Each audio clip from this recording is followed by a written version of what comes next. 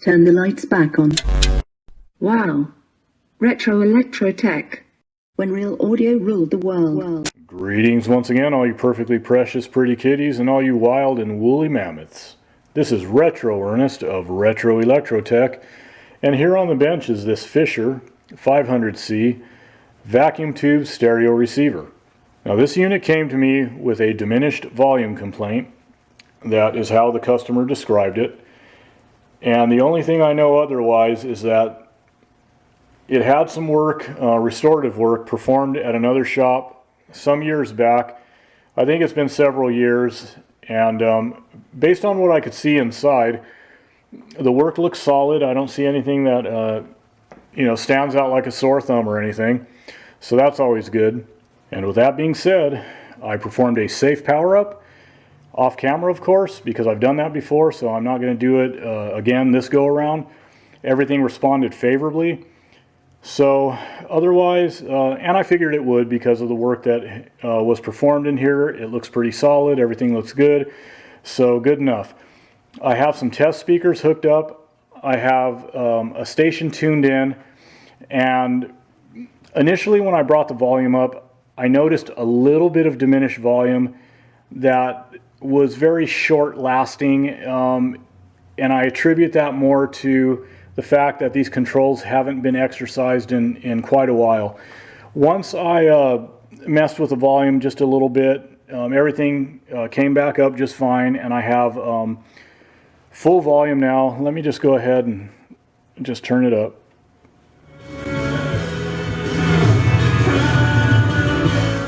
And that's just turning it up a little ways, and everything is loud and proud, but that's only on the left channel. I have a dead right channel.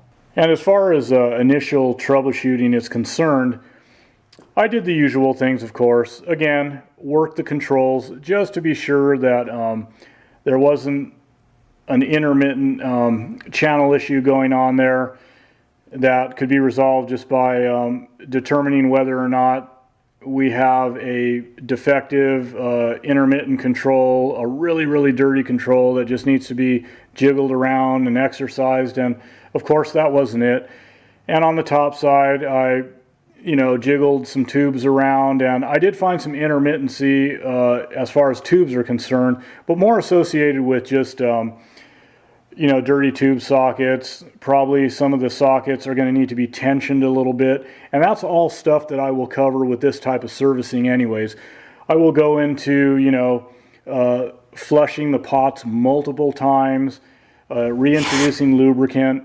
If need be, I will even try, especially some of the controls that are not responding well, I will open them up and see if I can resolve the issue by going into a more deep cleaning. And also I will examine the inside of the pot as far as looking at what's going on inside mechanically, and see how everything is doing in terms of the internal integrity of the pot before I have to try to, of course, source another potentiometer if it gets to that point. But we'll cross that bridge some other time. So I don't think it's related to the controls though. If anything, I think the volume pot might be a bit on the fickle side, but we'll see. And again, I will go through and clean tube sockets, tube pins, retention sockets as needed. But other than that, we have a dead right channel. And also too, I did swap tubes around to see if the problem was following the tubes and if it was a tube issue. And I didn't really think it was, but I just did it anyways because it's quick, and it only takes a few seconds to do. So I just wanted to rule out the quick and easy stuff, the down and dirty stuff. So what I'm going to do now is some signal tracing. We'll start at the outputs, work our way back, and see where we pick up the signal, what's going on, and how things evolve from there. And here I am zoomed in to the bottom of the 7591 output tubes on the bad channel. Like I said, I obviously don't have signal at the speaker jacks on the right. So I'm going to start by probing the grids of these output tubes here. This resistor here and here are the grid resistors, and these are pins 6 here and here. Let me also go ahead and back out just a bit and see if I could. Back here you see my little mini amp that I'm using, my signal tracer, and my probe here that I will be probing the pins with, and we will see if we have a signal on the grid. So let me go ahead and get situated, get zoomed back in over here, and there we go. So let's go ahead and do it to it. Let me see. Alright. Okay. Oh, whoa, that was easy. Okay, let me check this other. Alright, we have signal at the grid, so that's good in one way. The only thing now that I'm concerned about is, remember I mentioned I swapped the tubes around, so I don't think it's a tube issue, of course, because I swapped over the good tubes on the left channel, the functioning channel, to the right, and I didn't have any output, so obviously. So let me check something real quick here. Let me go ahead and back out again and bring the multimeter into view. Let me back out enough so I can position this meter here and not have my hand in the way. So what I'm going to do right now is I'm going to check the plate voltages on the functioning channel and see what those are. Let's see. Pins 3 of these tubes. Okay. 462. Okay, that's looking good. Same here, and this is our functioning channel. Now let's move over here to the bad channel. One-handed, of course. Minus 14.97. That's not going to do. Minus 6.85. Not a good sign, especially considering the fact that these tubes are not the problem. So, and you know what? Let me see what the grid voltages are. According to the schematic here, we should see minus 17 volts at the grids, and we do minus 17.2. Okay, 17, 17, 13. Okay, so we have our minus 17 volts on the grids.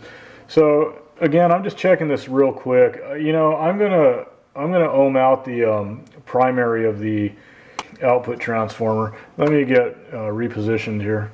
Okay, so what you see here is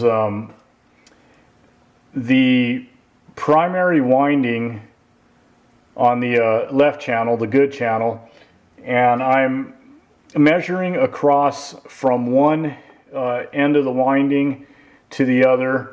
So in other words, from anode to anode, and I have 265, 266, whatever ohms, and that's about right for the primary winding. So let me go ahead real quick, and I want to start out with the good channel and then move on over to the bad channel. So let me get hooked up here. There we go. All right.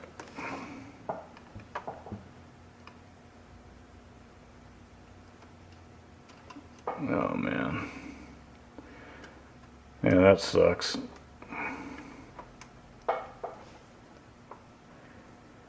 Jiggle these around a little bit and just make sure I have a good connection.